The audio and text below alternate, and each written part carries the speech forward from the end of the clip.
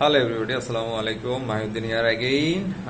আজকে আমরা কথা বলবো একটু ডিফারেন্ট একটা টপিকস নিয়ে। সেটা হচ্ছে, আপনি যদি কখনো শিল্পকলায় যান তাহলে দেখবেন কি যে মানে বিশাল হল রুম, এখানে হচ্ছে আপনার সাউন্ডকে কভার করার জন্য আলাদাভাবে হচ্ছে আপনার পুরো হচ্ছে বিল্ডিং এর যে স্ট্রাকচারটা ডিজাইন করা, এটা হচ্ছে সাউন্ড প্রুফ। যে সাউন্ডটা হচ্ছে ওইখানে যে কোনো একটা মানে নির্দিষ্ট একটা লেভেল হচ্ছে অপটিমাইজ করা, যাতে হচ্ছে মানুষের কানে জিনিসটা না বাজে, সে যেন খুব ইজিলি হচ্ছে এটাকে শুনতে পারে।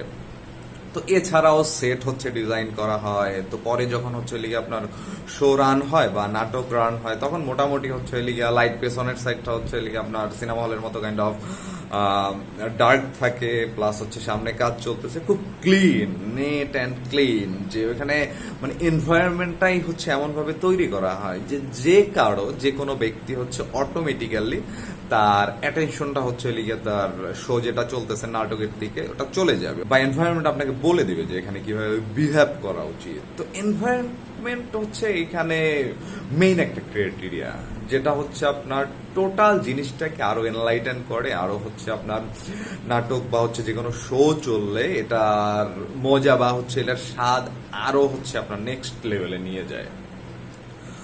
তো এই স্টোরিটা বলার একটা পেছনে কারণ আছে, সেটা হচ্ছে আমরা যখন কপি ক্রিয়েট করি, আমরা হচ্ছে আপনার দেখা যায় অনেক ধরনের আইডিয়া নিয়ে চিন্তা করি, একটা মেসেজের মধ্যে অনেক ধরনের আইডিয়া চিন্তা করি, কিন্তু একটা সময় দেখা যায় কখনো কখনো অডিয়েন্স কনফিউজ হয়ে যায় আসলে আমরা কি বলতে চাচ্ছি।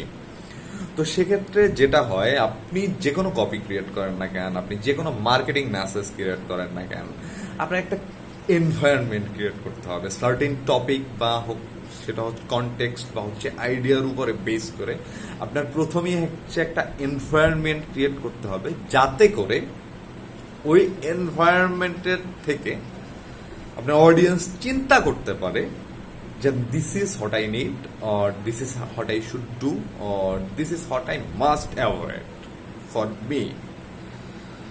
সো এখানে হিউজ হিউজ ইম্পর্টেন্ট। যেমন সিনেমা হলেও হচ্ছে সেম জিনিসটা ঘটে।